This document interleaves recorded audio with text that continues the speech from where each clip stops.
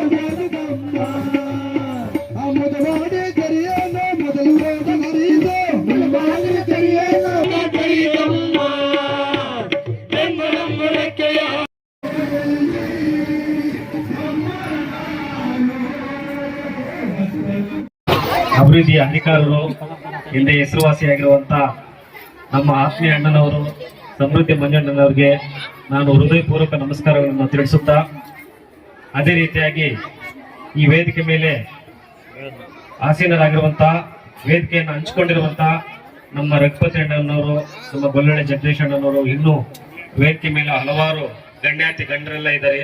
ಅವರಿಗೆಲ್ಲ ಕೂಡ ನಾನು ಹೃದಯಪೂರ್ವಕ ನಮಸ್ಕಾರಗಳನ್ನು ತಿಳಿಸುತ್ತಾ, ಈ ಶಾಲೆಯ ವಾರ್ಷಿಕೋತ್ಸವ ವಿವೇಕ ವೈಭವೋತ್ಸವ ಎಂಬ ಕಾರ್ಯಕ್ರಮಕ್ಕೆ ನಮ್ಮನ್ನು ಆಹ್ವಾನಿಸಿದರೆ ನಮ್ಮ ಕಾರ್ಯದರ್ಶಿಗಳಾದಂತಹ ಶ್ರೀಯುತ ರಾಮಚಂದ್ರಪ್ಪ ಅವರಿಗೆ ನಾನು ಕೃತಜ್ಞತೆಗಳನ್ನು ತಲುಪಿಸಬೇಕಾಗುತ್ತೆ.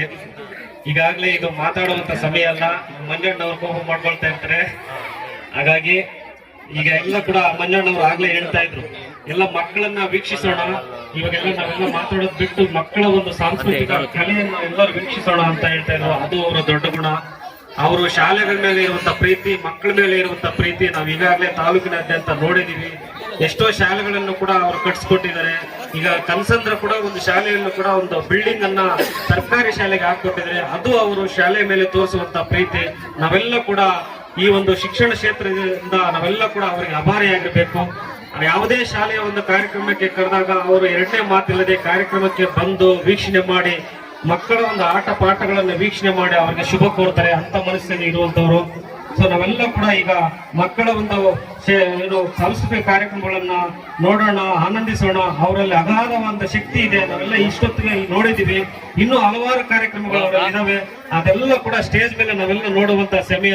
ಹಾಗಾಗಿ ಈ ಒಂದು ವಿವೇಕ ವೈಭವೋತ್ಸವ ಈ ಅದ್ದೂರಿ ಸುಮಾರು ಒಂದು 500,000ಕ್ಕಿಂತ ಹೆಚ್ಚು ಜನರು ಈ ಒಂದು ಸೇರಿದ್ದಾರೆ. ಎಲ್ಲ ಮಕ್ಕಳು, ಮಕ್ಕಳ ಒಂದು ಪೋಷಕರು ಕೂಡ ಈ ವೇದಿಕೆಯನ್ನ ಹಂಚಿಕೊಂಡಿದ್ದಾರೆ.